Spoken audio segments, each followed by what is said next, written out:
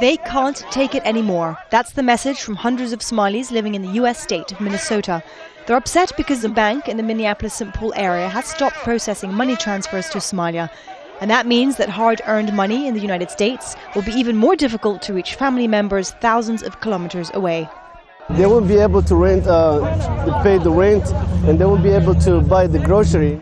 Sunrise Community Banks made the decision to stop the cash transfers after 2 Somali women were convicted of sending money to the Islamist Al-Shabaab group in Somalia, its members considered terrorists by the US government.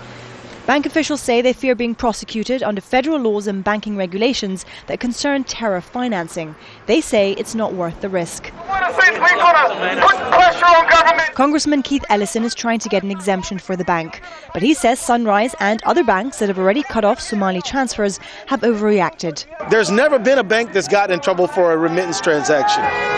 That may be the case, but for now, no money from the US's biggest Somali community is reaching desperate relatives back home.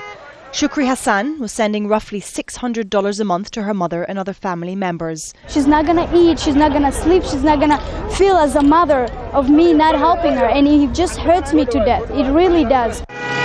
Officials at the Sunrise Bank say they will consider resuming the transfers if they find a way of minimizing their risks of being prosecuted. But for now it means that one more lifeline has been cut off to the people in Somalia who can least afford it. Stefanie, Dekker, Al Jazeera.